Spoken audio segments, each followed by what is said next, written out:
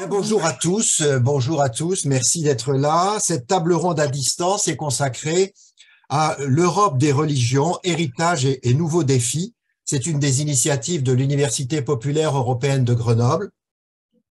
Pour ceux qui ne la connaissent pas encore, un certain nombre de personnes ne la connaissent pas forcément encore, c'est une association d'éducation populaire sur des sujets européens qui fonctionne depuis maintenant 17 ans.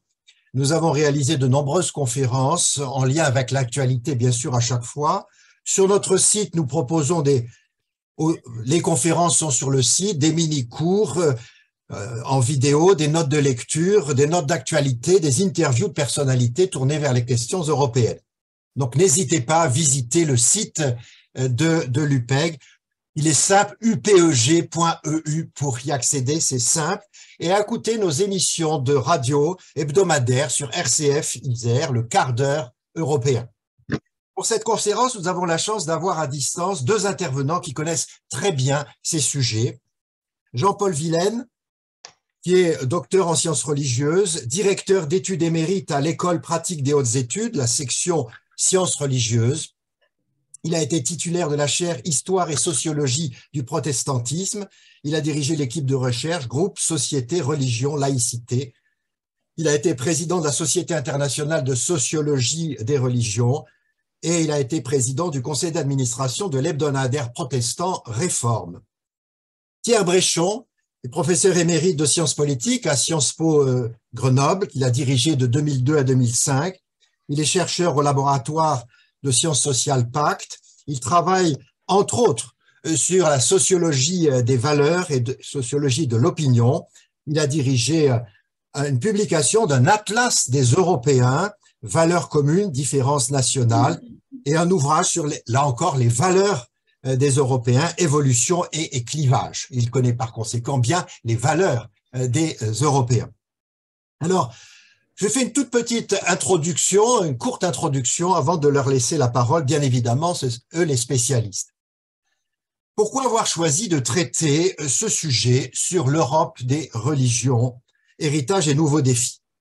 Parce qu'il n'est pas souvent abordé de manière précise, alors qu'il a une grande importance pour mieux comprendre les valeurs, bien évidemment, les valeurs des Européens, les croyances religieuses des Européens. On l'oublie un peu, mais cette question a été largement abordée lors de la Convention sur l'avenir de l'Europe en 2002, autour de la réflexion collective sur le traité établissant une constitution pour l'Europe et lors de la rédaction de la Charte des droits fondamentaux de l'Union européenne. Il y a eu de vives discussions, des discussions politiques importantes sur ces sujets. Fallait-il évoquer la place centrale du christianisme en Europe ou simplement faire des références au patrimoine spirituel, moral de l'Union? À cette époque, et j'ai retrouvé des propos, à cette époque, le pape Jean-Paul II était intervenu dans un débat complexe. Il était intervenu devant les parlementaires italiens avec son espoir que dans la future maison commune Europe ne manque pas le ciment de l'extraordinaire héritage religieux, culturel et civil qui a rendu l'Europe grande au cours des siècles. Et il a conclu son intervention « Europe, à l'aube d'un nouveau millénaire, ouvre grand tes portes au Christ ». Mais lors aussi du discours, lors de la préparation du traité de Maastricht, nous sommes cette fois-ci en 1991, un certain Jacques Delors soulignait qu'il était impossible de mettre en pratique les potentialités de Maastricht sans souffle, sans spiritualité, en prévenant que si dans les 10 ans, et il disait cela, dans les 10 ans qui viennent, nous n'avons pas réussi à donner une âme, une spiritualité, une signification à l'Europe, nous aurons perdu la partie. Pour structurer ce dialogue, la Commission européenne avait même lancé en 1995 un programme « Donner son âme à l'Europe », dont l'objectif était de poursuivre la réflexion sur le sens spirituel et éthique de la construction européenne. Le choix politique qui sera fait après ces différentes réflexions sera de faire référence aux héritages culturels, religieux et humanistes de l'Europe ou spirituels de l'Europe. On retrouve ça dans le traité sur l'Union européenne, on trouve ça dans la Charte des droits fondamentaux, Charte des droits fondamentaux de l'Union européenne qui confirme la liberté de pensée, de conscience et de religion dans son article 10. Pourtant, on a assisté aussi, et c'est moins connu que d'autres, on a assisté à des formes d'européanisation des religions, puisque se sont mis en place des dialogues réguliers entre les églises et les institutions de l'Union. Plusieurs institutions religieuses sont représentées à Bruxelles auprès des institutions européennes. C'est ainsi les représentants catholiques et protestants rencontrent annuellement le président de la Commission européenne. On constate également que les églises dialoguent de manière semestrielle avec les représentants des États membres qui président à ce moment-là le Conseil de l'Union européenne. Le Saint-Siège a lui-même nommé, à partir de 1999, un nonce apostolique auprès de l'Union européenne. Et puis, il existe aussi, et c'est le moment d'en parler, depuis 2012, une représentation permanente de l'Église orthodoxe russe auprès des institutions européennes. Alors, je ne sais pas ce qu'il est advenu de cette représentation avec la guerre qui a été, bien sûr, déclenchée. Donc, les religions ne sont pas absentes des dialogues de la société civile européenne. On va d'abord écouter nos deux intervenants sur leurs propos pendant pour chacun 15 minutes. Alors, je donne d'abord la parole, mais je ne le vois plus apparaître. J'espère qu'il ne nous a pas quittés. Je suis là. Ah, voilà, merci. Donne la parole d'abord donc à Jean-Paul Wilhelm pour 15 minutes. Merci. Bonjour à toutes et à tous, et bonjour à tous les amis grenoblois et environ. Henri Oberdorf vient d'évoquer la querelle sur le préambule des droits fondamentaux de l'Union européenne, un intitulé qui se laisse lire ainsi: « Conscient de son patrimoine spirituel et moral, l'Union se fonde sur les valeurs indivisibles et universelles de dignité humaine, de liberté, d'égalité et de solidarité. » Conscient de son patrimoine spirituel et moral. C'est le minimum, être conscient d'eux. On retrouve dans le préambule du traité de Lisbonne une autre formulation: « S'inspirant des héritages culturels, religieux et humanistes de l'Europe à partir desquels se sont développées les valeurs universelles. » Ces deux textes sont très intéressants car être conscient d'un patrimoine, c'est une formulation assez faible, tandis que dire s'inspirant des héritages culturels, religieux et humanistes à partir desquels se sont développées les valeurs universelles, c'est reconnaître que ces valeurs universelles, si je puis me permettre ce trait d'humour, ne sont pas tombées du ciel, mais ont été façonnées, construites par les différents pays, différentes cultures, et en particulier des apports des religions. Je voudrais tout d'abord, bien entendu, souligner le fait que l'Europe, c'est riche de toutes sortes de diversités culturelles, linguistiques et bien entendu religieuses. Sa devise est « unie dans la diversité » et c'est effectivement cette diversité qui est une richesse considérable. Mais aborder cette diversité sous l'angle des religions, c'est d'abord, à mon sens, rappeler quelques éléments fondamentaux. D'une part, l'Europe n'est pas seulement riche d'héritage religieux, mais aussi de traditions philosophiques questionnant le religieux, ses affirmations, ses prétentions. Le raisonnement, le questionnement critique, le libre examen, le doute font tout aussi partie du patrimoine culturel de l'Europe que les traditions religieuses qui ont marqué son histoire. Je dirais même qu'il y a quelque chose de l'identité de l'Europe dans une dialectique de la foi et du doute, de la croyance et de la raison. Ça fait partie, il me semble-t-il, de son identité civilisationnelle. Il faut aussi prendre en compte le fait que l'histoire de l'Europe est traversée par un débat récurrent sur la délimitation et l'autonomie respective des pouvoirs spirituels et temporels. Je dirais que le fait même qu'il y ait des tensions et conflits entre ces deux pouvoirs témoigne que dans la culture européenne, ce sont deux pouvoirs qui sont clairement distingués, avec toute la postérité de « rendez à César ce qui est à César, à Dieu ce qui est à Dieu ». L'autonomie respective du spirituel et du temporel est une caractéristique essentielle de la civilisation européenne.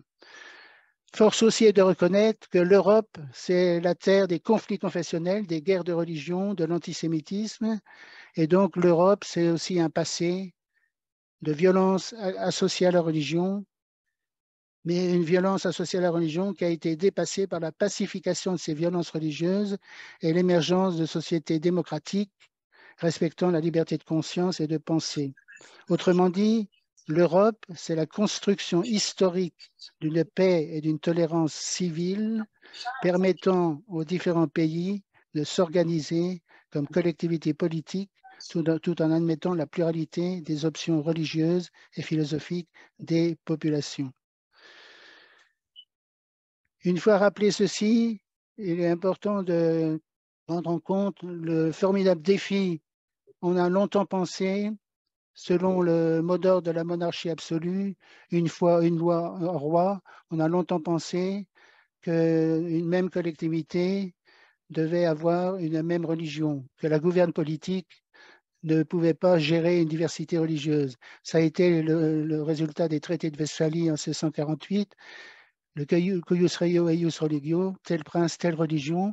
Il y a eu enfin une territorialisation des appartenances religieuses avec le ius emigrandi, le droit d'émigrer si on voulait aller dans une région qui était conforme à sa religion. Ça a dessiné toute une géographie religieuse de l'Europe et on peut bizarrement parler des religions des territoires, ce qui est une expression qui étonne, pouvoir parler des religions des territoires comme si les territoires eux-mêmes avaient une religion, alors que ce sont les individus qui composent la société de ce territoire qui ont ou qui n'ont pas une religion. Mais longtemps, ça a été une géographie politique et géographie religieuse de l'Europe qui se sont recoupées avec une Europe catholique surtout à l'ouest et au sud, une Europe protestante au nord, une Europe biconfessionnelle avec des pays comme l'Allemagne, la Suisse, la Hongrie et quelques autres, et une Europe orientale plus marquée par le christianisme orthodoxe. Et donc, le legs de l'histoire, c'est cette géographie religieuse de l'Europe qui pèse encore aujourd'hui, mais on peut dire que globalement, l'Europe est un bout d'Asie qui a réussi à travers tout un processus historique à pacifier la question des appartenances religieuses et qui a débouché sur la Déclaration des droits de l'homme et du citoyen de 1789, la Déclaration universelle des droits de l'homme de 1949 et la Convention européenne des droits de l'homme en 1950. Je peux vous relater un fait. J'ai assisté au Conseil de l'Europe à une réunion sur droits de l'homme et religion, alors que le Conseil de l'Europe était présidé par la Russie. C'est une présidence tournante, le Conseil de l'Europe. Et là, j'ai entendu les représentants de l'Église orthodoxe russe défendre dans une des salles du Conseil de l'Europe de Strasbourg une conception orthodoxe des droits humains fondamentaux et une critique de la Déclaration universelle des droits de l'homme et de la Convention européenne des droits de l'homme comme étant une vision individualiste, matérialiste et ne prenant pas en compte l'identité des nations. Donc une critique de la Convention européenne des droits de l'homme exprimée par la délégation russe à l'occasion de cette présidence du Conseil de l'Europe. Ça m'avait beaucoup frappé et ça fait référence à ce qu'on entend aujourd'hui. Alors, étape essentielle, ça a été donc la dissociation de la citoyenneté des options religieuses et philosophiques et la pacification par le droit. Aujourd'hui, l'Europe, c'est évidemment une grande diversité de relations Église-État. On peut aller de surprise en surprise, puisqu'il y a plusieurs pays d'Europe qui ont une religion nationale, une religion d'État. Il y a des pays qui ont une séparation stricte, comme la France et les Pays-Bas. Et il y a un certain nombre de pays qui ont, et c'est très intéressant et ça me semble très significatif du panorama des relations Église-État en Europe, un certain nombre de pays, aussi bien en Europe du Nord, en Allemagne, en Espagne, en Italie, qui associent le principe de séparation et le principe de coopération. Autrement dit, un certain nombre de pays qui, tout en étant extrêmement rigoureux sur la séparation des pouvoirs religieux et du pouvoir politique, l'autonomie de chacun dans son domaine, estiment que, et même justement parce qu'on est séparés, on peut coopérer tout en respectant la souveraineté de chacun dans sa sphère, on peut coopérer pour le bien de l'homme, pour le bien de la société. Et je pourrais vous citer un certain nombre de formulations, aussi bien au Portugal, en Pologne ou dans d'autres pays, qui expriment très bien ce principe de séparation et coopération avec les forces religieuses les plus significatives. C'est donc à l'échelle de l'Europe, ce qu'on rencontre en particulier en Allemagne, en Autriche, en différents pays, une laïcité de dialogue et de reconnaissance par rapport aux faits religieux. Je voudrais insister sur le fait que c'est la question que soulevait déjà Henri Oberdorf. Y a-t-il une européanisation des relations Église-État en Europe et plus largement une européanisation des rapports à la religion en Europe? On peut dire que la réponse est oui, je défends cette thèse, mais en même temps, je suis obligé de constater que la façon dont chaque société se dépatouille avec les dieux, la façon dont chaque société a réglé la coexistence de différentes religions et convictions fait partie intensément, de façon très marquée, de l'identité nationale de chaque pays. La question des rapports aux religions, c'est un élément central de l'identité de beaucoup de pays. Et je voudrais prendre l'exemple de l'Allemagne pour nous décentrer un petit peu. Le problème de l'Allemagne a été moins la confrontation entre le pouvoir politique et la religion, à travers une religion fortement majoritaire, comme en France, mais ça a été l'existence de deux confessions chrétiennes, catholiques et protestantes, avec la même prétention à la vérité et les conflits que ça pouvait engendrer. Et donc, en Allemagne, ça a été l'institutionnalisation de la biconfessionnalité et le fait que ça aboutit à un système dès la Constitution de Weimar en 1919, et ensuite confirmé dans la loi fondamentale de 1949, le fait que les religions sont des corporations de droit public qui participent à la sphère publique. L'État allemand étant extrêmement discret sur ses convictions philosophiques. On comprend après le traumatisme du nazisme, de la Shoah, ensuite le communisme. Dans l'histoire de l'Allemagne, les religions ont été au rendez-vous au sortir du nazisme de la Seconde Guerre mondiale, au sortir du communisme, ont été au rendez-vous de la démocratisation. Et donc, c'est un schéma assez différent par rapport à l'histoire politique et religieuse de la France. Et ce qui fait que j'ai étudié les discours tenus par un représentant de la CDU, donc Démocratie chrétienne, Helmut Kohl, catholique, et le représentant de Helmut Schmidt comme SPD protestant. Ah non. Dans leur discours.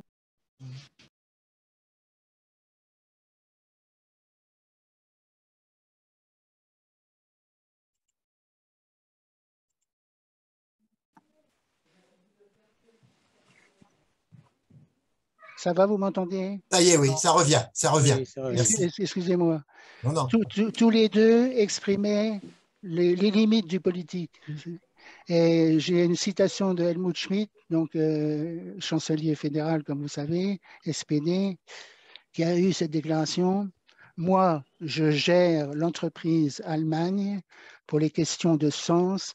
Il y a des institutions spécialisées pour cela. Une claire distinction entre les deux mondes. Une faible volonté d'imposer quoi que ce soit de la part de l'État, renforcée aussi par une république fédérale où chaque land adapte aussi à sa façon les lois fédérales. Ça se traduit aussi par c'est un chapitre qu'il faudrait aussi aborder, mais que je vais juste signaler, la façon d'aborder les religions à l'école publique. On le voit en Belgique, on le voit en Allemagne, avec des cours de religion qui sont des cours de religion confessionnelle et la possibilité, comme en Belgique, de suivre des cours de religion, de morale non confessionnelle si on ne veut pas s'inscrire à un cours de religion. C'est aussi le cas en Allemagne, dans différents Länder. Et je constate des évolutions dans plusieurs pays. Prenons par exemple l'exemple du canton de Zurich en Suisse. Il y avait un cours de religion catholique, un cours de religion protestant. Il y a eu ensuite un cours de religion écuménique catholico-protestant, et maintenant il y a un cours de culture religieuse. Donc, vous voyez par étapes une modification du contenu même de ces cours. Et dans le land de Hambourg, ils ont développé Alors, en tant que... Voilà. Normalement, Religionsunterricht für alle, enseignement religieux pour tous. Et donc, ils veulent dépasser la confessionnalité de ces enseignements, même si ça reste le modèle au niveau juridique d'un enseignement religieux à l'école qui est confessionnalisé. Voilà quelques exemples. Je voudrais, pour terminer, puisque le temps est compté, souligner l'importance du travail effectué par le Conseil de l'Europe, qui est très attentif à la question du respect dans les pays d'Europe de la démocratie, de l'état de droit et des droits humains fondamentaux. Ce sont les piliers normatifs du Conseil de l'Europe et de l'Europe au sens plus large. Je signale que la Russie, qui était membre du Conseil de l'Europe, en a été exclue l'an dernier suite à son invasion en Ukraine. Le Conseil de l'Europe a réagi immédiatement en retirant sa qualité de membre à la Russie. Mais le Conseil de l'Europe a développé tout un livre blanc sur la diversité culturelle et la dimension religieuse de la diversité culturelle, ou articulé sur un double refus de l'assimilationnisme qui, en intégrant les populations de diverses origines dans la culture dominante du pays d'accueil, ne prend pas suffisamment en compte la diversité culturelle de ces populations. Donc, refus de l'assimilationnisme, refus du communautarisme qui, en voulant prendre en compte cette diversité, ségrègue les populations et nourrit l'incompréhension mutuelle. Le Conseil de l'Europe, c'est le choix entre ces deux, le Caribe et Scylla, en quelque sorte, de l'assimilationnisme et du communautarisme, et donc une reconnaissance de la diversité, mais encadrée par un certain nombre de principes. Et en particulier, le Conseil de l'Europe insiste sur le fait que le libre choix de sa culture, un élément constitutif des droits humains, personne ne doit être enfermé dans sa culture réelle ou supposée. Les traditions ethniques, religieuses ou linguistiques ne peuvent pas être invoquées pour empêcher les individus d'exercer leurs droits de l'homme ou de participer de manière forcée. Les crimes d'honneur ou les mutations génitales ne peuvent en aucun cas être justifiés, quel que soit le contexte culturel. Donc, tout en exprimant clairement les limites de cette reconnaissance de la diversité culturelle et religieuse, le Conseil de l'Europe admet une diversité encadrée par ses acquis normatifs et déploie un vaste programme à travers ses différents organes, notamment à destination de la jeunesse, pour expliquer ces valeurs européennes et cette façon de gérer la diversité culturelle et religieuse. On connaît peut-être moins les orientations de l'Union européenne relatives à la promotion et à la protection de la liberté de religion ou de conviction. C'est un document qui date de 2013, orientation de l'Union européenne relative à la promotion et à la protection de la liberté de religion ou de conviction.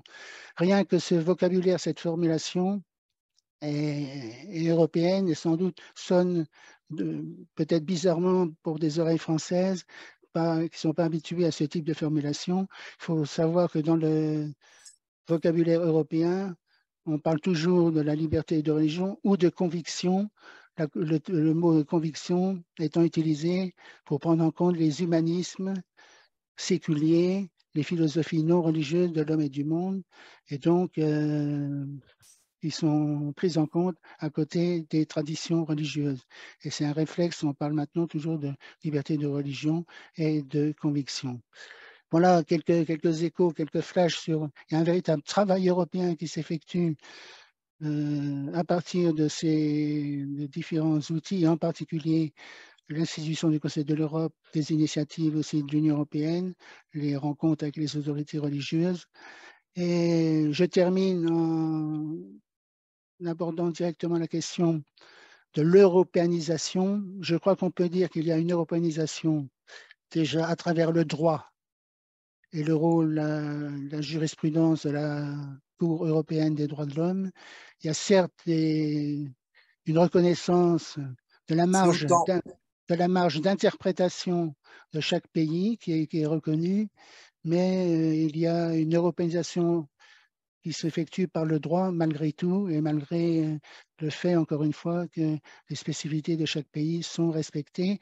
L'Union européenne respecte les relations Église-État telles qu'elles existent dans les différents pays.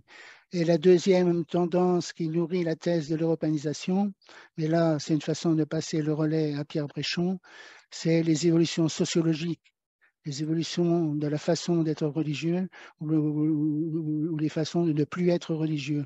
Et puisque j'évoquais le cas de l'Allemagne qui était longtemps marquée par le biconfessionnalisme catholique-protestant, aujourd'hui l'Allemagne c'est un tiers de catholiques, un tiers de protestants et un tiers de sans religion. Et donc, le fait qu'il y a une recomposition importante du paysage religieux de l'Allemagne par rapport à son biconfessionnalisme d'origine. Je n'ai pas abordé, mais ça va sans doute être… On va en parler dans les questions. Dans les questions, les sujets qui nous raccrochent à l'actualité, ils sont nombreux, mais je me suis dit que ça serait pour la discussion. Merci beaucoup. Tout à fait. Merci beaucoup de nous avoir éclairés de cette façon sur beaucoup de thèmes. Et je passe bien évidemment la parole à Pierre Bréchon maintenant. Merci beaucoup pour votre invitation. Et donc, je vais essayer aussi de tenir les délais. Et Henri me rappellera à l'ordre si nécessaire.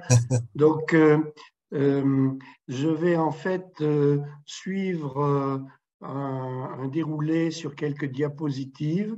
Donc, vous devez voir à l'écran, vous devez voir mon intervention. On le voit bien. Voilà. Donc, je vais passer tout de suite.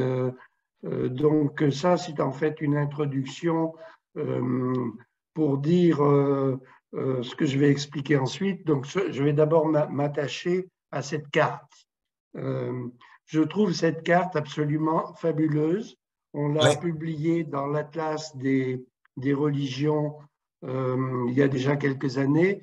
Elle a été faite sur des données de 2008. Donc, par rapport à l'histoire de l'humanité ou de l'Europe, c'est pas beaucoup. Donc, c'est une carte récente. Et cette carte, donc, chaque pays a une couleur. Chaque pays a une couleur en fonction de la religion dominante de ce pays.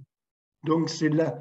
Ce qui est assez étonnant, c'est que, certes, il y a plein d'évolutions dont je parlerai après, mais tous les pays, sauf un peu les pays biconfessionnels, Jean-Paul évoquait l'Allemagne, tous les pays, sinon, ont une dominante. Et cette carte, au fond, elle est très claire. Elle traduit 1000 ans d'histoire religieuse.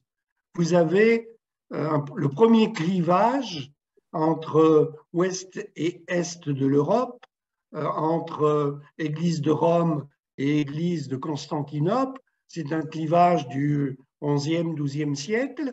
Et vous avez le monde orthodoxe reste très clivé en Europe. Vous voyez en orange sur la carte, c'est le monde orthodoxe. Et on a aussi la coupure du protestantisme à travers la religion dominante d'un pays.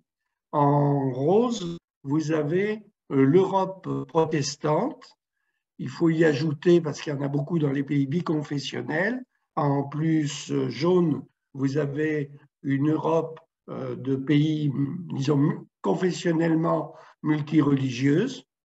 On a l'Europe catholique en bleu et on a aussi en vert l'Europe musulmane.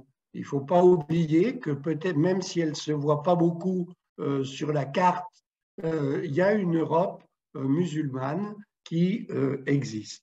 Donc, voilà, cette carte, je trouve que pour illustrer les héritages, elle est absolument fondamentale. Enfin, elle dit beaucoup de choses.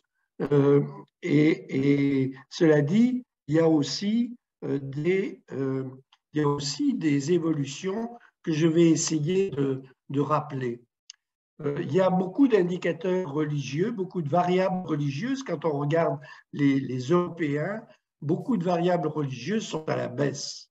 Si on avait le temps de regarder en détail ce tableau, on pourrait dire beaucoup de choses, mais déjà, au point de vue institutionnel, se déclarer appartenant, membre d'une religion, depuis 30 ans, c'est à la baisse. Moins 12%, c'est pas rien en 30 ans. Donc, voilà, première chose sur les appartenances, puisque au fond, au niveau des individus, il y a une multitude de facettes aux religions. Je regarde à présent les pratiques.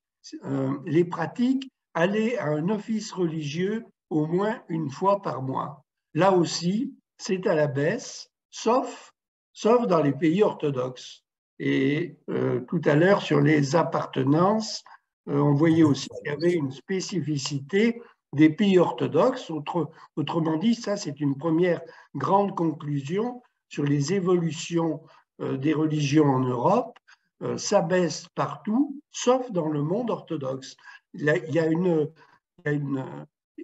les musulmans aussi résistent beaucoup. Les gens d'origine musulmane ou vivant en pays musulmans, ça résiste beaucoup. Donc, la sécularisation, au fond, elle résiste en pays orthodoxes, en pays musulmans, et par contre, elle s'effrite ailleurs, et elle s'effrite particulièrement dans les pays protestants, probablement en lien avec une religion de la modernité.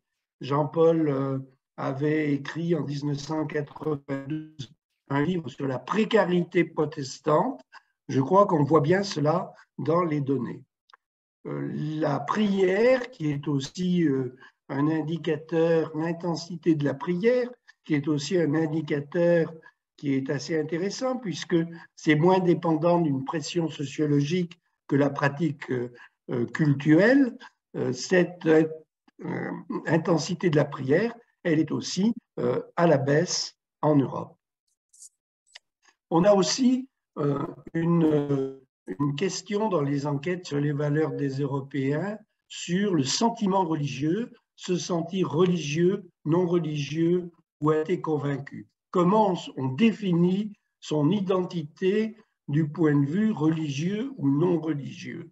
Et là encore, vous voyez des évolutions. Il y a moins de personnes qui se disent religieux et le non religieux, ça ne bouge pas beaucoup.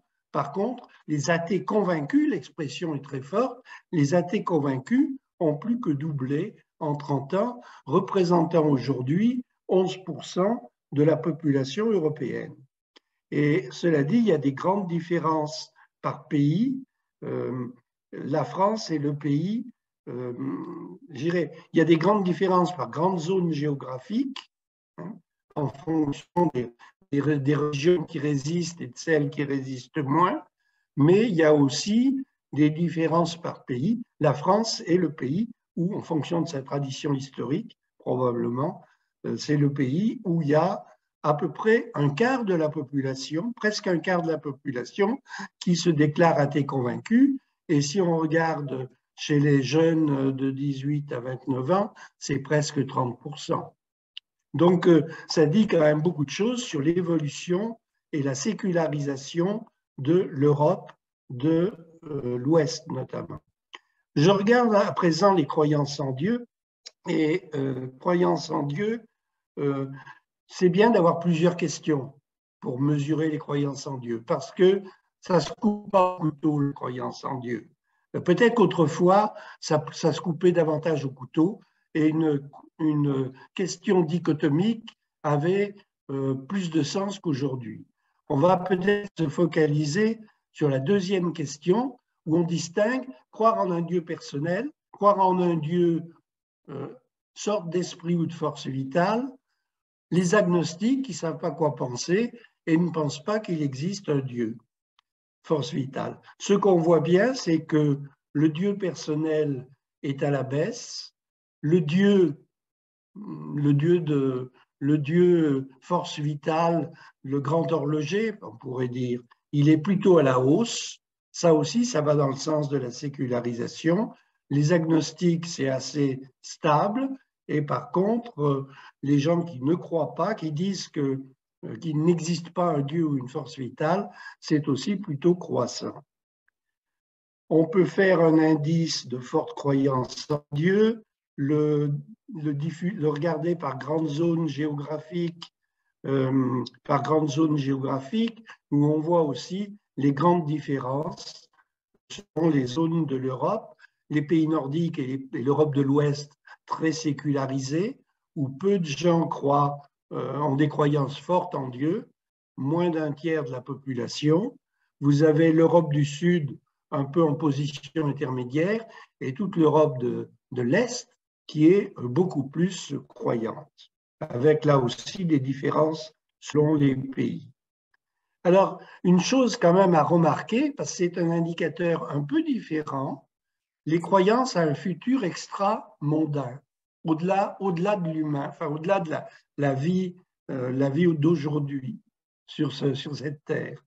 On ne trouve pas une tendance à la baisse aussi nette, c'est plutôt la stabilité qui domine et la croyance à l'enfer progresse. Ce qui est assez curieux, la croyance en Dieu régresse, la croyance à l'enfer progresse. Bon, ça veut dire probablement croyance en l'enfer, c'est pas exactement ce qu'on raconte dans certaines religions. Et là, j'ai mis pour l'ensemble de l'Europe par classe d'âge. Ça me paraît aussi assez intéressant. La croyance en Dieu, elle baisse chez les jeunes assez fortement.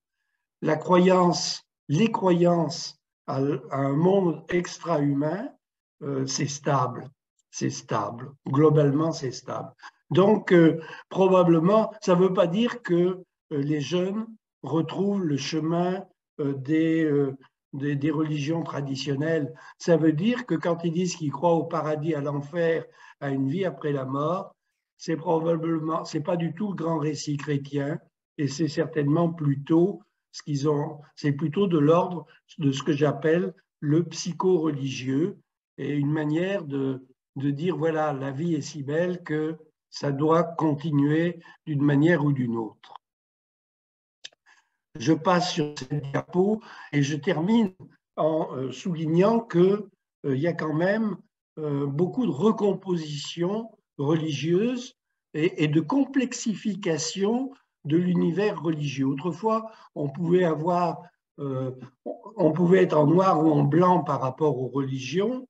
Il y avait plus de cohérence et aujourd'hui, il y a énormément de diversité. J'en ai donné un exemple sur 39% des Européens qui se disent sans religion. Donc, vous voyez, presque 4 Européens sur 10 se disent sans religion. Mais dans ces 4 Européens sur 10, 24% se disent, un quart au fond, se disent être une personne religieuse, la moitié une personne non religieuse, et le dernier quart en a été convaincu. Donc il y a une mixité des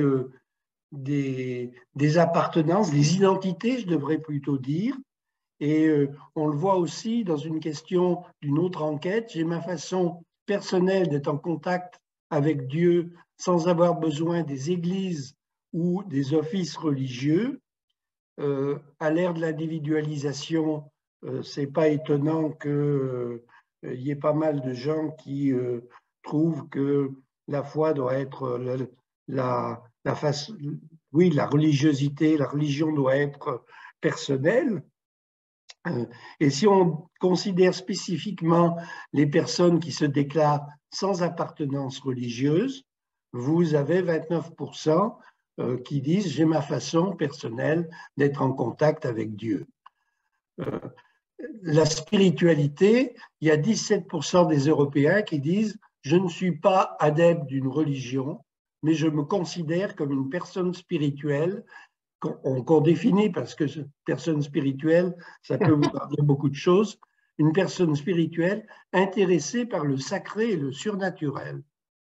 Donc, une dernière diapositive pour vous montrer que il y a des croyances aussi qui appartiennent au monde religieux, qui ont souvent été mal vues, croyances dites parfois populaires, souvent mal vues par les religions consacrées, on va dire, les grandes religions.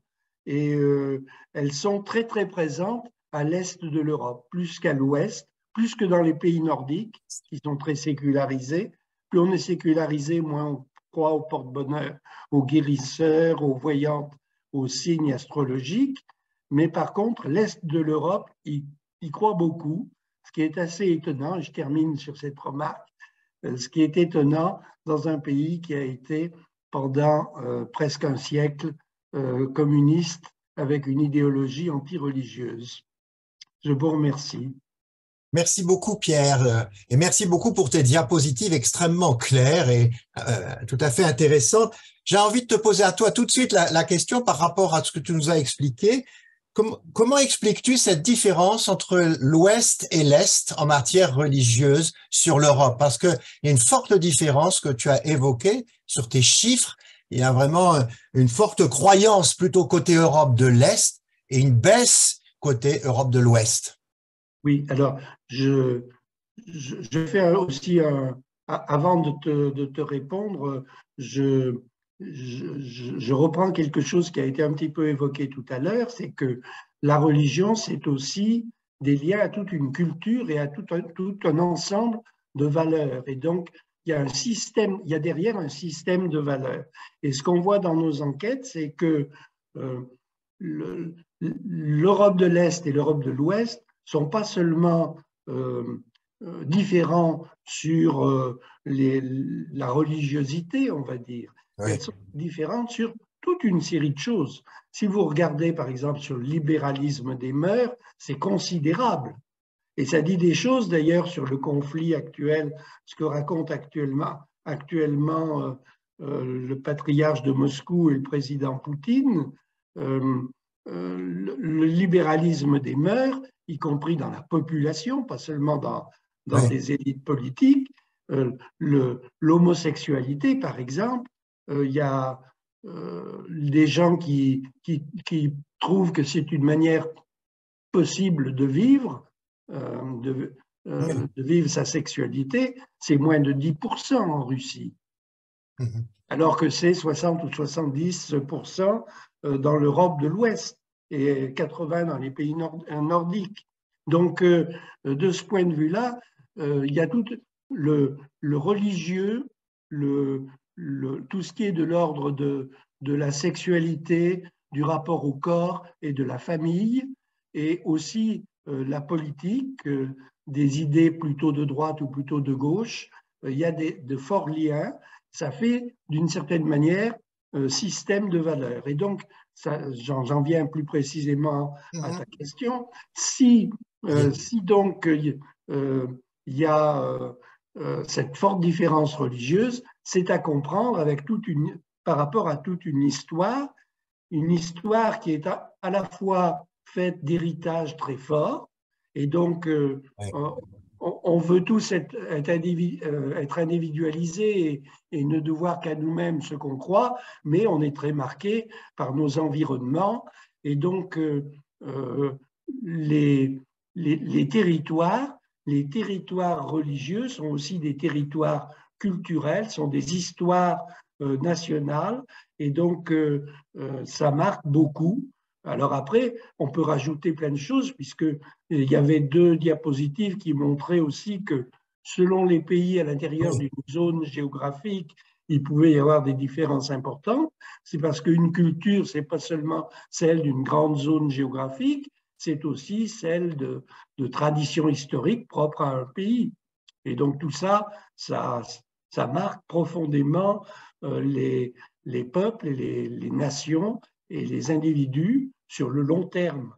Et donc, il y a des évolutions, il n'y a pas de reproduction totale d'une génération à l'autre, mais par contre, on voit que globalement à l'Ouest, au fond, d'une génération à l'autre, il y a plutôt des prises de distance avec le monde religieux, alors qu'à l'Est, ça se reproduit beaucoup plus, et donc le clivage s'accroît. on a parfois dit que l'Europe et l'Union européenne, ça allait faire baisser les différences dans les populations. Eh bien, en 60 ans de construction européenne, sur la majeure partie des grandes dimensions de valeur, ça n'a pas du tout fait bouger. Et l'Europe de l'Est, elle est très traditionnelle, alors que l'Europe de l'Ouest, elle est très individualisée, elle est sécularisée et individualisée, c'est-à-dire chacun veut être autonome dans ses façons de vivre sa vie. Je continue un petit peu avant que les questions arrivent, et je voudrais, pour Jean-Paul Willem, est-ce que, au fond, on pourrait dire que les Européens sont-ils vraiment encore croyants? Ce qui est clair, c'est que les Européens adhèrent beaucoup moins aux croyances traditionnelles du christianisme, même s'ils ont été socialisés dans le christianisme. Mais le fait nouveau, c'est que il y a quelques années des personnes qui avaient été socialisées religieusement et qui cessaient de pratiquer et s'éloignaient de la foi catholique ou protestante. Et maintenant, il y a de plus en plus de personnes qui n'ont eu aucune socialisation religieuse. Et donc, il y a un affaiblissement social du pouvoir institutionnel d'encadrement et de structuration culturelle de la religiosité. Il y a une baisse de la capacité des institutions religieuses à encadrer les pratiques et les représentations, les croyances de leurs fidèles. Et donc, il y a ce que j'appelle une religiosité flottante qu'il est difficile d'arrimer à des figures, des récits précis, des croyances précises. Il y a donc le paradoxe, l'affaiblissement des croyances institutionnelles et essaimage de croyances et même quelquefois de crédulité. Je ne sais pas si c'est encore vérifié aujourd'hui, Pierre Bréchon pourra peut-être le dire, mais je me souviens d'une enquête qui avait été entreprise par Guy Michelat et qui montrait que les Français qui croyaient le plus à l'astrologie, aux sciences occultes, c'étaient les Français qui n'avaient aucune appartenance religieuse. Alors que les catégories de Français qui résistaient le plus aux croyances au paranormal, c'était les catholiques pratiquants et les athées convaincus. Catholiques pratiquants et athées convaincus avaient comme point commun d'être structurés dans un système de croyances, tandis que les non pratiquants étaient beaucoup plus perméables à quelques expressions de religiosité. Donc, on a un paysage religieux extrêmement évolutif, extrêmement instable, des religiosités qui peuvent à un moment trouver à se localiser quelque part, mais qui ne tiendront pas dans la durée. Et donc, c'est vraiment un paysage tout à fait… Ça dure combien de temps? Alors, est-ce que, justement, par rapport à cela aussi, est-ce que vous avez le sentiment que, au fond, les États de l'Union européenne n'entretiennent pas les mêmes relations avec les religions? La France a une particularité avec la laïcité. Est-ce que, au fond, vous avez un peu évoqué l'Allemagne, mais est-ce qu'il y a, si on prend le Royaume-Uni, par exemple, la reine d'Angleterre, ou le roi d'Angleterre, pardon, est chef d'un chef religieux. Donc, il y a des relations très différentes en fonction des États, me semble-t-il, européens. En fonction des États, en fonction des cultures également, effectivement.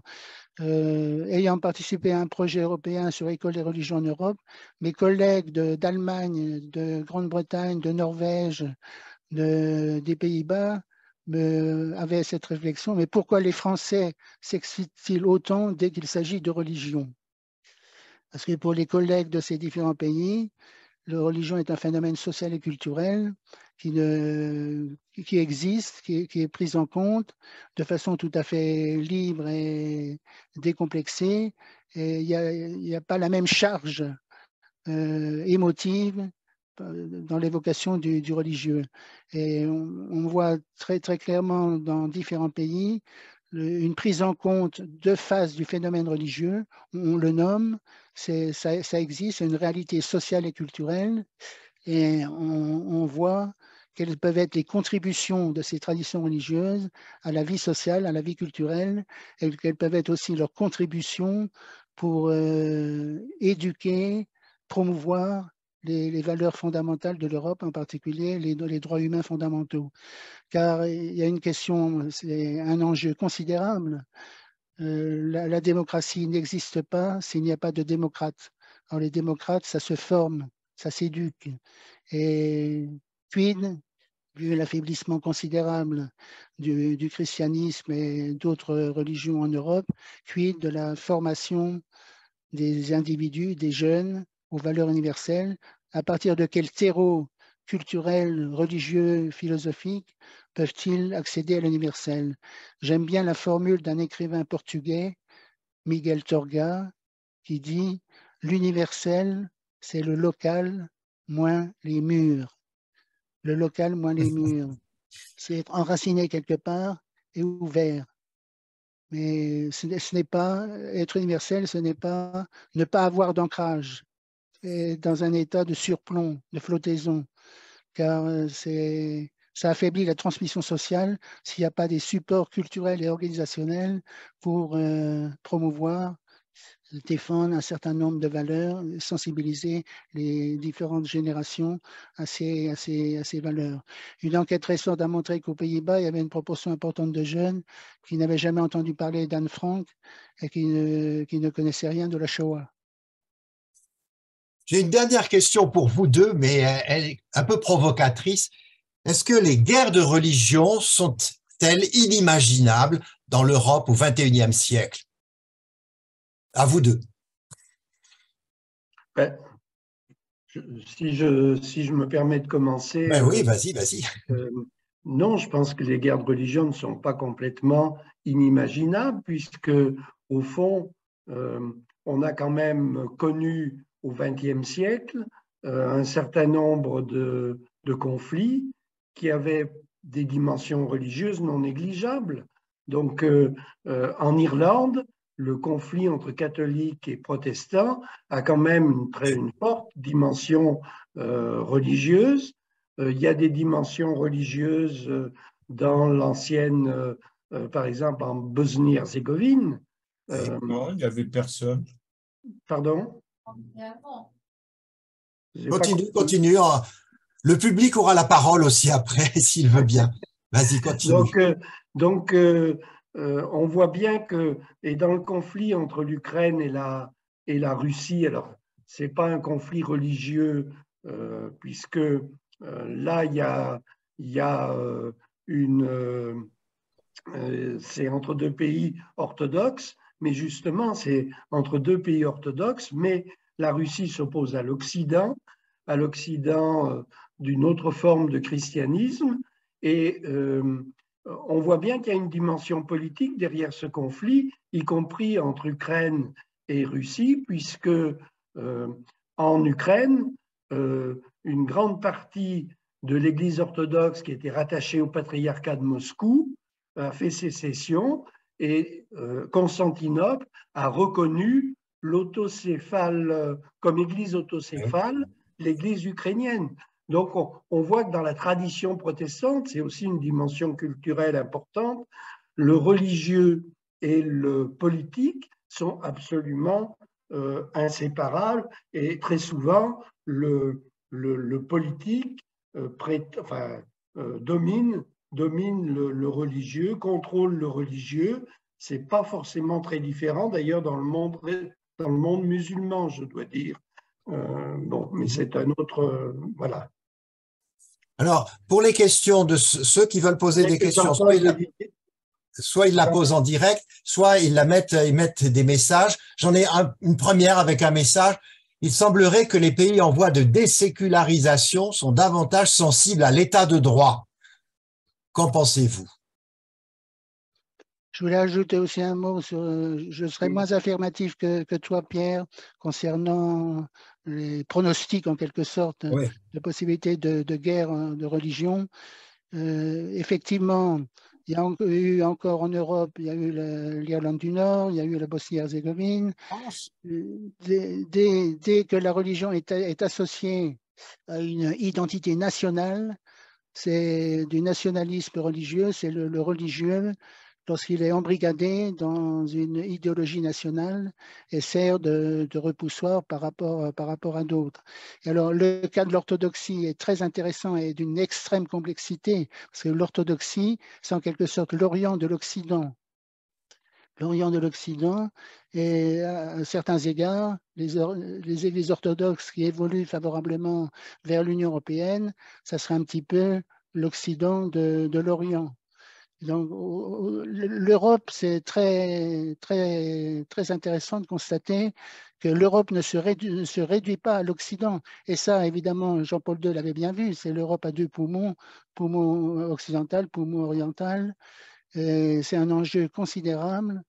Et le fait qu'une des églises ukrainiennes, une des églises orthodoxes en Ukraine, vient d'adopter le calendrier grégorien.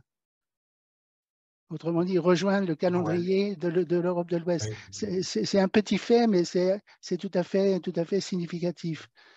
Et donc, moi, je crois qu'il y a des effets de la sécularisation, et on le voit aussi dans le monde arabo-musulman.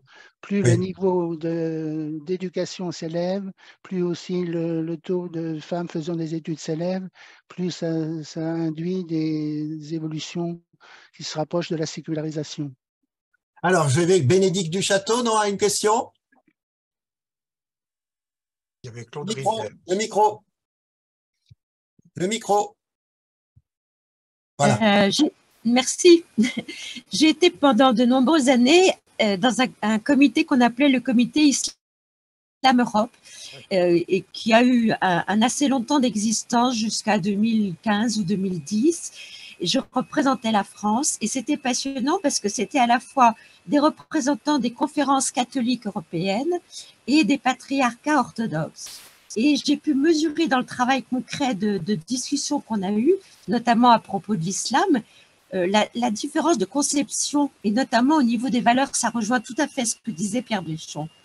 Et j'entendais récemment Jean-François Colosimo analyser les racines du conflit ukrainien et souligner cette partie religieuse en disant on sous-estime beaucoup l'aspect religieux dans ce conflit. Et c'est parce qu'il y a eu cette séparation très, très, très ancienne des deux parties de l'Europe, orthodoxie et du côté Europe de l'Ouest, catholicisme et protestantisme. Et cette racine-là est très intéressante pour expliquer le conflit ukrainien. Voilà, je voulais savoir ce que vous en pensiez. Réponse? Vas-y, Pierre. Réponse en lien avec ce que disait il y a quelques minutes Jean-Paul. Le nationalisme est fort, est très fort, très très fort dans tout l'Est de l'Europe, porté par l'orthodoxie. Et donc, renforcé par l'orthodoxie. Et donc ça, c'est une menace, on va dire, on le voit bien depuis un an, c'est une menace sur la sécurité en Europe, me semble-t-il.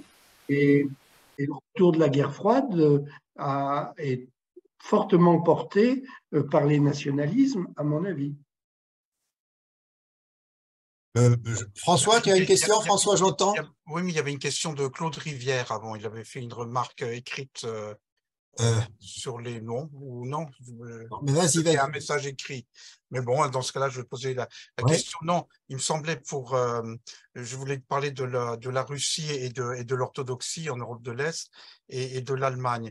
Pour la Russie, c'est absolument clair. Hein, c'est je vais un peu répéter ce que vient de dire Pierre Bréchon, c'est que l'orthodoxie prend la place du discours qui était le discours stalinien ou marxiste auparavant, la constante étant le nationalisme.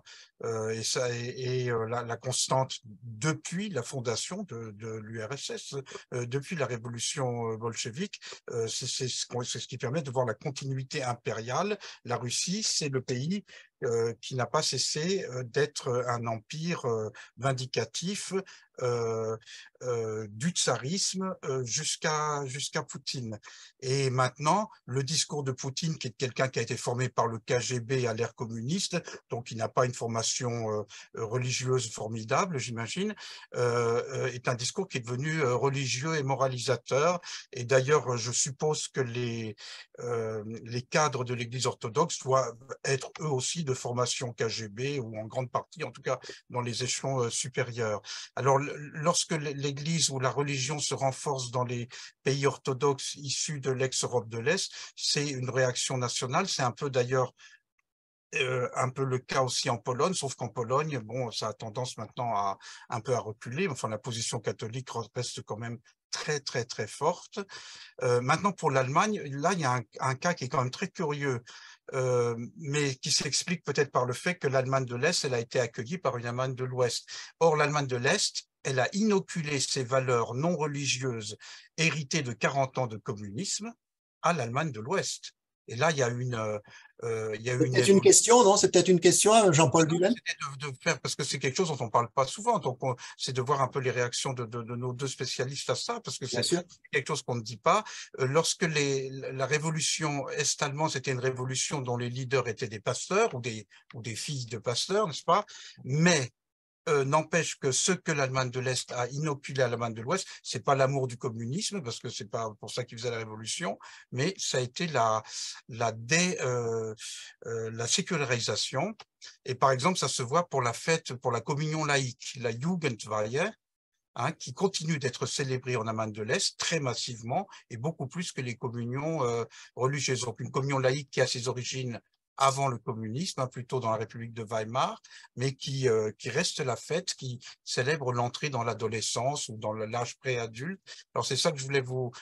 donc chaque pays de l'ex-bloc soviétique a eu finalement des réactions très différenciées selon les religions. Et moi, je pense que dans le cas de l'orthodoxie, est-ce qu'il faut quand même voir toujours la nation, le nationalisme derrière, c'est-à-dire être orthodoxe ukrainien ou orthodoxe russe, ce ne doit pas être très, très différent au niveau des rites et au niveau des croyances, mais la différence, elle est sanglante. Hein. En ce qui concerne les guerres de religion, je suis désolé, moi, mais je ne suis pas politiquement correct. Ça a été abordé de manière un peu allusive maintenant. Nous avons eu une guerre de religion en France dans les attentats. Hein. Donc, on s'en est pris aux mécréants. Réaction peut-être? Voilà. Les deux intervenants? Non? Ah ben, sur l'Allemagne, c'est difficile de parler après François. Et monsieur Jean-Paul Vilaine a évoqué l'Allemagne, il me semble. Si, il avait évoqué. Il n'entend plus? Ah si. Voilà. Je crois qu'effectivement, c'est intéressant de comparer Allemagne de l'Est, l'ex-Allemagne de l'Est, l'ex-Allemagne de l'Ouest. Il y a eu une sécularisation qui s'est opérée de façon différente. Ah, oui, oui. En Allemagne de l'Est, des décennies de socialisation athée, avec une propagande des actions très, très fortes.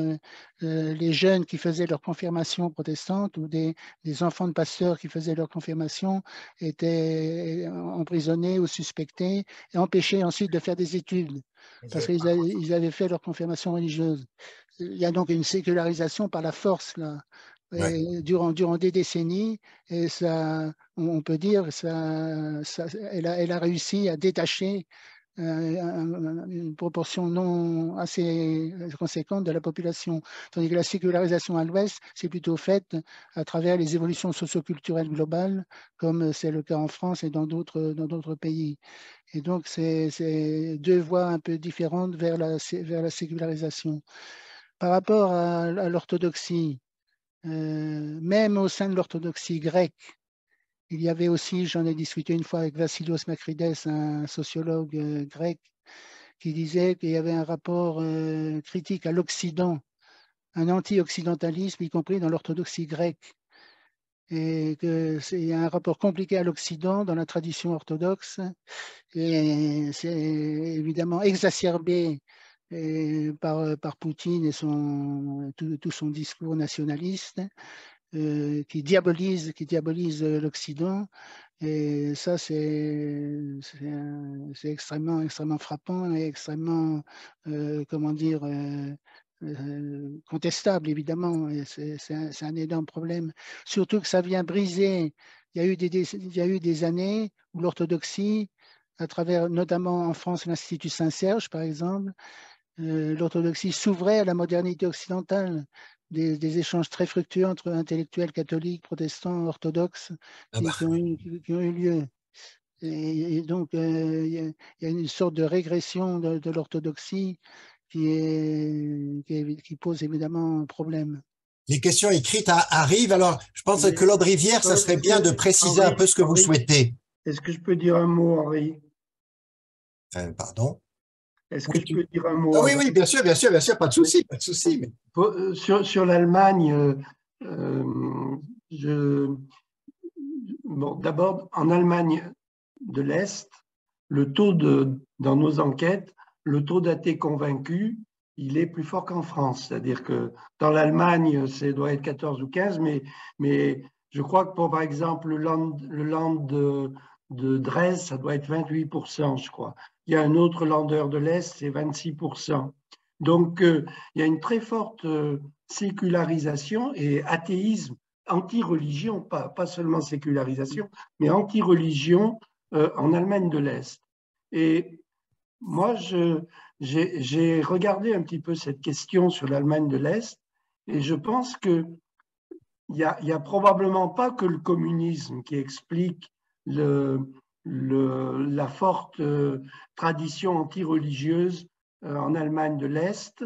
Je crois qu'elle était déjà sous la République de Weimar.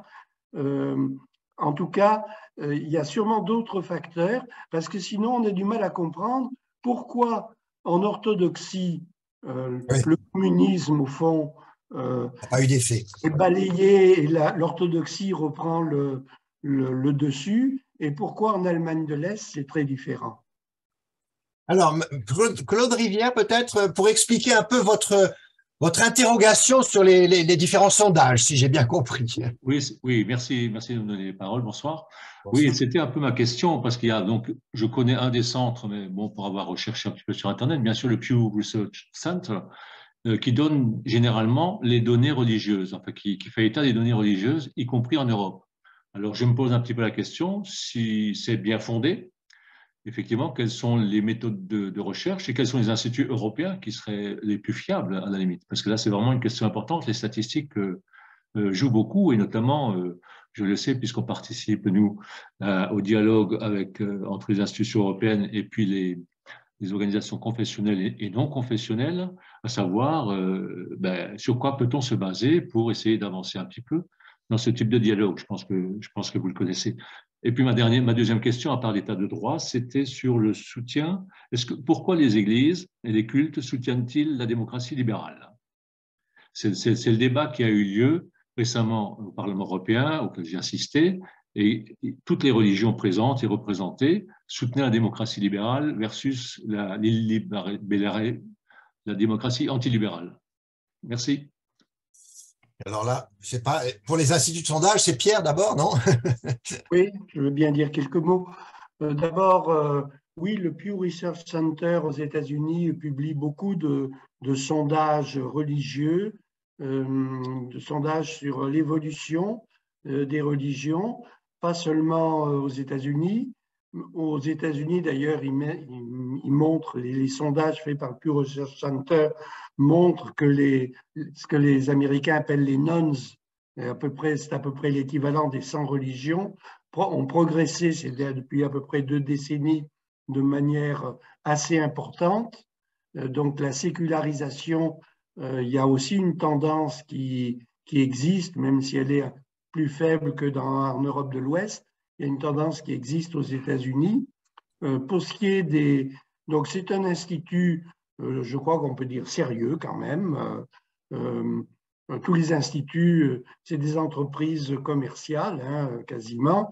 Donc, il faut vivre, hein, il faut vivre dans un système libéral et capitaliste. Donc, voilà, ils ont leurs faiblesses, parfois méthodologiques.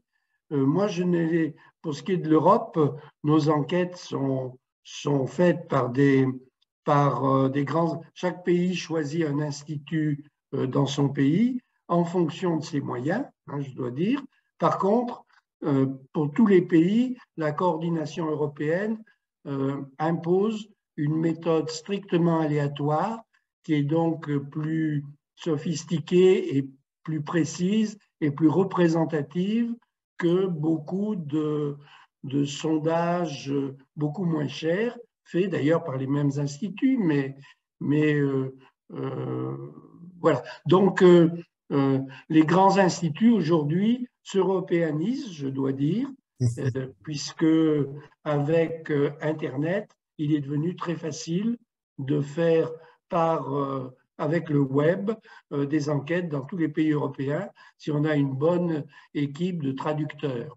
Le Ipsos qui s'est internationalisé, Ipsos fait par exemple les enquêtes Eurobaromètre pour la Commission européenne et Ipsos fait ça tous les 6 mois.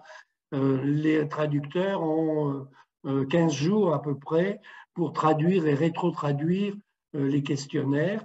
Donc, il y a une machine parfaitement huilée, il y a des savoir-faire. Est-ce que les statistiques sont des statistiques de religion, religieuse? Dans l'Eurobaromètre, très peu. Ça a baissé, oui. C'est la sécularisation des sondages, ça. Donc, il y a 20 ou 30 ans, il y avait beaucoup plus de questions sur la religion dans les sondages Eurobaromètre. Aujourd'hui, il y a une question ou deux tous les 4 ou 5 ans. Ah. Alors, Gilles Escala voulait dire…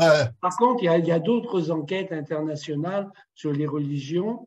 Je vous invite à regarder, par exemple, les modules religion de l'International Social Survey Programme, ISSP.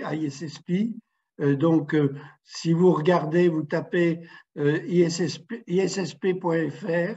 vous aurez au moins les résultats pour la France et beaucoup d'informations sur cette enquête. Gilles Escala, tu dis un mot parce que je vois que tu as mis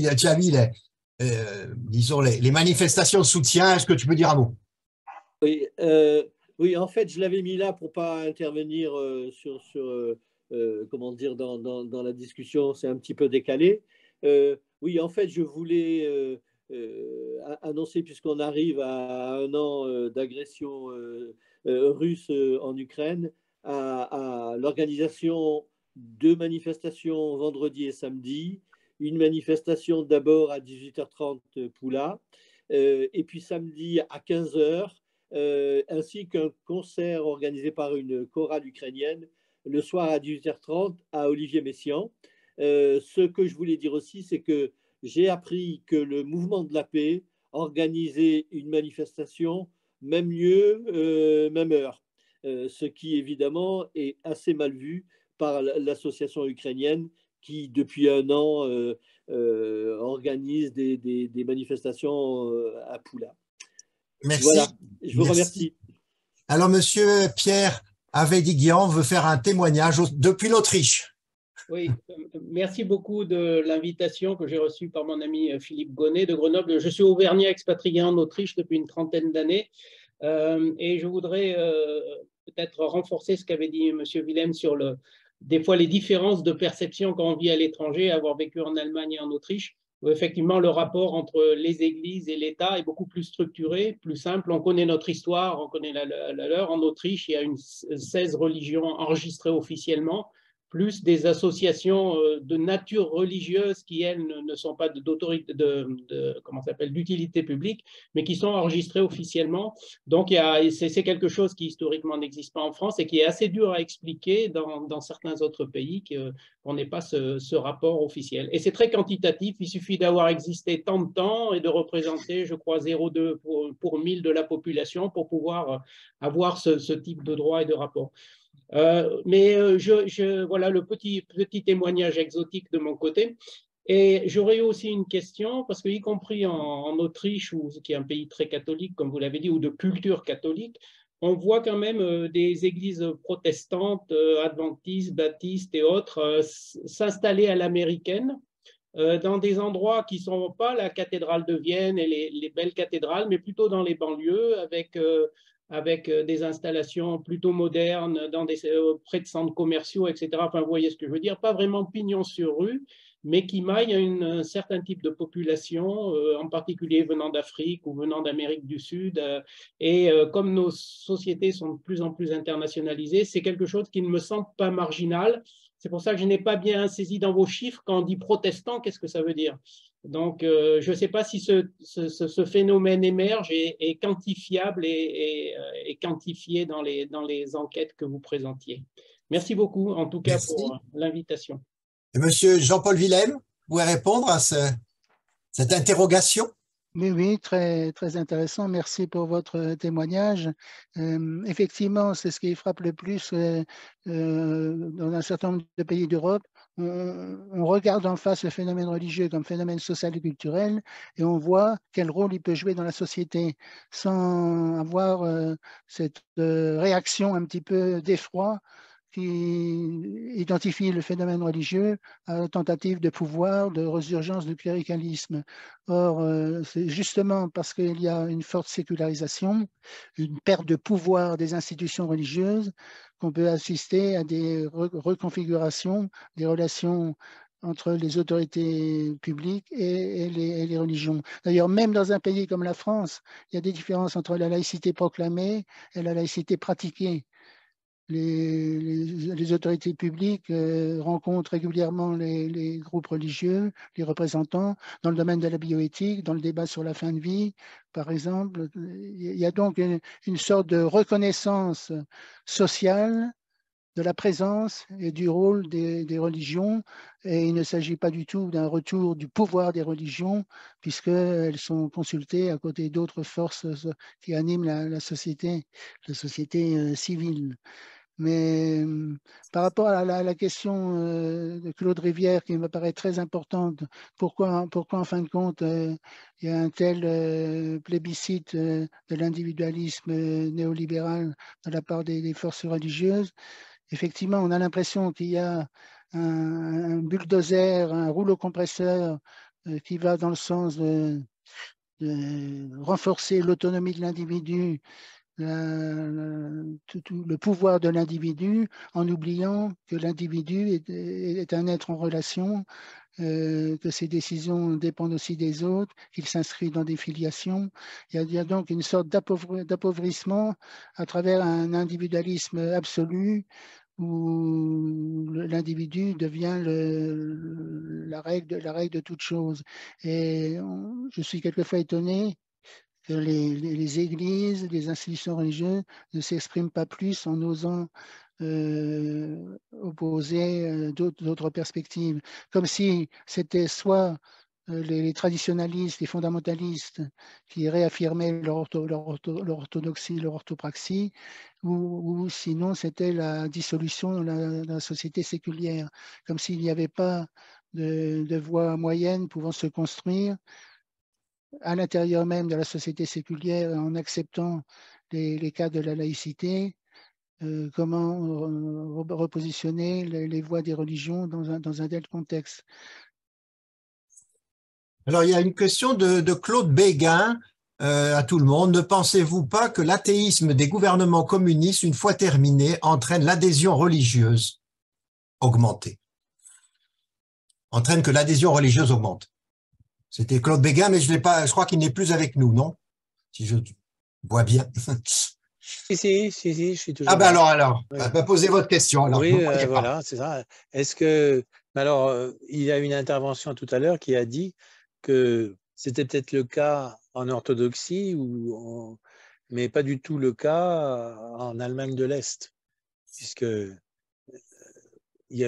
tout se passe comme s'il y avait eu une transmission de l'athéisme très fort dans la population. Est-ce que Pierre Bréchon, ou je sais pas, ou Jean-Paul Willem peut répondre? Allez, Pierre. C'est pas simple de répondre à cette question indépendamment de l'Allemagne de l'Est. Est-ce que les régimes communistes, avec leur défense d'un athéisme idéologique, est-ce qu'ils ont mécontenté beaucoup de gens et et que ça aboutit, au fond, au bout de… Quand le régime a flanché, quand les régimes ont flanché, la religion est revenue. Il y a probablement un peu de ça, mais voilà, oui, il y a probablement un peu de ça, mais je laisse peut-être Jean-Paul dire ce qu'il en pense. Je crois qu'il faut aussi prêter attention aux personnes qui se définissent sans religion, sans être pour autant des athées convaincus. Autrement dit, la question de l'indifférentisme en matière religieuse, qui peut être intéressé par quelques expériences spirituelles, par quelques… Je suis très frappé l'exemple que nous offre le rapport au bouddhisme. Des spécialistes qui ont étudié le bouddhisme en France. Donc, ça offre la possibilité pour des individus de faire un stage de méditation, de s'initier avec un maître, et ensuite on rentre chez soi, on reprend ses activités habituelles. Autrement dit, on est momentanément un pratiquant en faisant des exercices spirituels, et ensuite on réintègre la société séculière. Autrement dit, les façons d'appartenir ou de ne pas appartenir à un groupe religieux évoluent aussi. C'est moins une appartenance qu'une connexion à un moment donné, parce qu'il y a des gens qu'on trouve intéressants, il y a une expérience intéressante à vivre, qui ne se traduira peut-être pas, et même pas beaucoup, en une sorte d'affiliation pérenne et durable. Et donc, j'aime bien la métaphore de la modernité liquide, car effectivement, les distinctions entre croyants et incroyants sont moins tranchées. Philippe Gonnet, tu n'as pas de questions rentrées? Non? Bon, François, j'entends. Alors, François, vas-y. C'était juste pour l'Allemagne de l'Est. L'Allemagne de l'Est, c'est un cas très particulier parce que c'est une partie de pays qui revient ou qui est agglomérée à la plus grande partie du pays. Et alors là, s'est posé le problème de l'Allemagne de l'Est. Elle perdait ses emplois, elle perdait tout, et elle voulait apporter quelque chose, elle aussi. Et les gens d'Allemagne de l'Est, c'était des gens qui n'avaient pas eu de culture religieuse, et ils n'ont pas voulu renoncer à ce qu'ils étaient pour montrer que c'était possible. Et le problème, c'est que l'Allemagne de l'Ouest s'est trouvée en face de gens qui n'avaient pas de culture religieuse et qui étaient des gens tout à fait normaux, etc. Et ça, je pense, j'ai employé tout à l'heure le terme d'inoculé, et c'est ce que nous avons en France. La France est un pays sécularisé, lentement, mais bien avant. Et ça, c'est un mouvement qui a été impulsé à l'Allemagne. Ça mettra beaucoup de temps pour arriver au niveau français, à mon avis, 2 ou 3 générations, mais ça, c'est ce qui est resté. Tandis que dans les autres pays de l'Est, il n'y avait pas de Russie de l'Ouest, ou il n'y avait pas de Bulgarie de l'Ouest, il s'effondrait complètement. Rappelez-vous, en Russie, les retraites n'étaient plus versées, il n'y avait plus rien dans les magasins, etc. Les années Yeltsin très dures, et donc il fallait trouver quelque chose. Et si on prend les mêmes, par exemple, les Mikhailkov, celui qui fait le texte de l'hymne soviétique en 1944, c'est le même qui fait le texte de l'hymne soviétique en 2000, et en 1944, c'est Staline, et en 2000, c'est Dieu, dans la deuxième strophe. Le premier mot de l'hymne étant Russie, Ratsia. Et donc, on se rattrape comme ça. Cela dit, Staline n'avait sans doute pas détruit la religion en profondeur dans les campagnes, même s'il l'avait beaucoup maltraité et massacré. Et donc, on se raccroche. Mais quand on se raccroche à la religion orthodoxe en Roumanie, eh ben, on se raccroche à la religion orthodoxe roumaine et pas à celle de la Russie. Et on n'est pas pro-russe. Et en Ukraine, a fortiori en Ukraine. Est-ce qu'il y a d'autres questions éventuellement qui n'ont pas été prises en compte? Je n'en vois pas. Sur le côté, j'ai pris toutes les questions. Pierre, moi, il y a quelque chose qui m'a tout à fait étonné. On ne croit pas au ciel, mais on croit à l'enfer. Et la montée de la croyance dans l'enfer me paraît quand même tout à fait surprenant, étonnant. C'est quoi? Tu peux, enfin, je sais pas si tu peux l'exposer d'ailleurs, mais c'est surprenant quand même. Oui, c'est surprenant. Je pense que… alors, ça, c'est en termes de croissance, mais il y a plus de gens qui croient au paradis que de gens qui croient à l'enfer. D'accord. Donc ça va dans le sens, au fond, il y a quand même beaucoup de gens qui sont plutôt optimistes. D'accord. Et donc, voilà, en termes psycho-religieux, l'optimisme monte plutôt. Par contre, on peut être un peu inquiet si chez les jeunes, la croyance à l'enfer se renforce, c'est peut-être en lien avec un certain montée d'une vision un peu noire, on va dire, de l'avenir. Oui, mais la croyance au paradis, c'est comme dit Michel Polnareff, nous irons tous au paradis. Et je pense que dans la mentalité contemporaine, le fait qu'il y aurait des personnes qui iraient au paradis et d'autres qui n'iraient pas au paradis, c'est vécu comme une injustice fondamentale, une discrimination insupportable. Autrement dit, s'il y a un paradis, il faut que tout le monde puisse en profiter. Ça fait partie de l'idéologie ambiante. Ouais. Ah bah ça, Claude Rivière va apprécier ça. Bien d'être dit. J'allais dire, mais merci. Je n'ai pas bien saisi quelle était l'importance du mouvement évangélique en Europe. Oui, elle n'a pas beaucoup évoqué. Et puis je terminerai là juste pour saluer Jean-Paul Willem, qui était un de mes profs à l'université de Strasbourg. Je ne sais pas s'il s'en souvient, ça fait 30 ans qu'on ne s'est pas vu. Ça fait un bout de temps. J'en profite pour le saluer. Merci beaucoup. Salut à toi. C'est vrai que cette question est importante là. Oui. Je voulais dire quelque chose qui me paraît aussi important, c'est le hiatus qu'il y a entre l'affaiblissement des appartenances religieuses, de l'identification à des institutions religieuses et l'importance prise par les représentants des religions dans le débat sociétal, dans le débat public. Ouais, la base sociale se rétrécit, mais jamais les autorités religieuses n'ont été autant reconnues et participent au débat public sur les débats et enjeux sociétaux. Et il y a donc une sorte d'évolution, moins de troupes, moins d'adhérents, moins de pratiquants, mais une présence publique affirmée pour s'associer aux réflexions des personnes de différentes religions, avec une promotion aussi, une sorte de promotion séculière, une promotion sociale de l'interreligieux.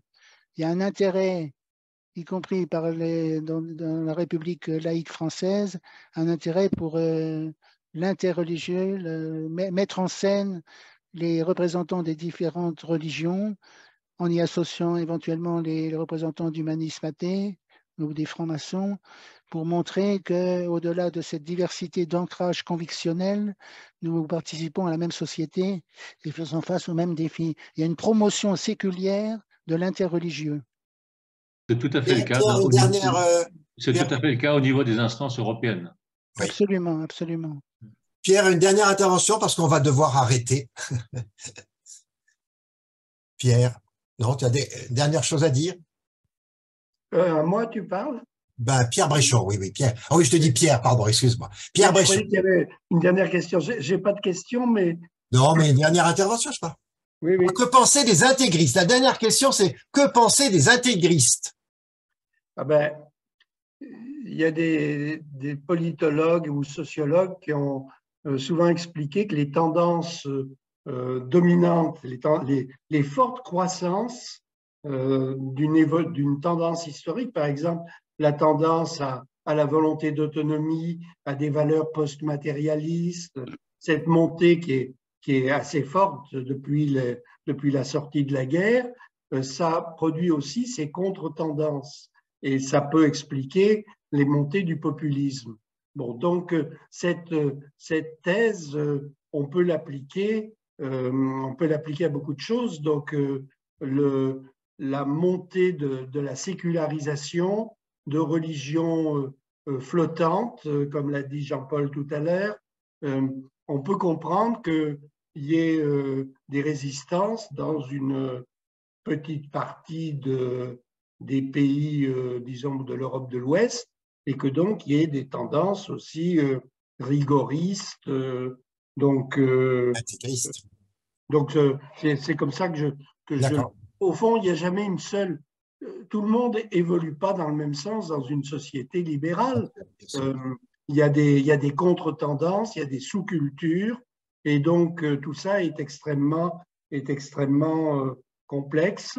Et il y a peut-être dans les grandes tendances, il faut peut-être, par rapport à ce que disait Jean-Paul, peut-être, c'est vrai on écoute plus qu'autrefois peut-être dans les pouvoirs publics reconnaissent peut-être davantage, même s'il n'y a pas de pouvoir des religions, elles reconnaissent qu'il faut demander leur avis aux religions. Néanmoins, dans les populations, je pense que les critiques, ce qu'on voit monter dans les sondages sur les religions, c'est quand même la critique des religions et des leaders religieux. C'est-à-dire qu'il y a une tendance générale à la critique des élites, et ça existe aussi dans le monde religieux.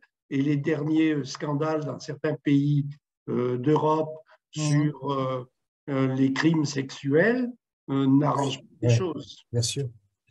Bien, mais je remercie beaucoup nos deux intervenants. On a bien fait de traiter ce sujet. On a éclairé. Je pense qu'il y a encore beaucoup d'autres choses à dire. Merci beaucoup à Jean-Paul Wilhelm et à Pierre Bréchon. Merci beaucoup. Et merci à tous ceux qui ont participé en posant des questions. Au revoir. Merci.